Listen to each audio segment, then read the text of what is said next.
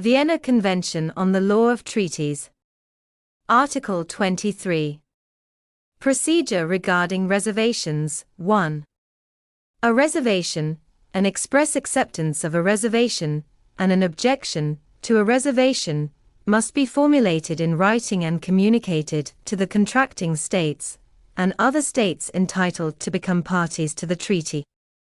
2. If formulated when signing the treaty subject to ratification, acceptance, or approval, a reservation must be formally confirmed by the reserving state when expressing its consent to be bound by the treaty. In such a case, the reservation shall be considered as having been made on the date of its confirmation.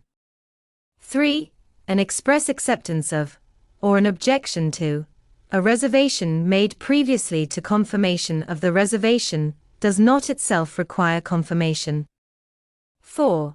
The withdrawal of a reservation, or of an objection to a reservation, must be formulated in writing.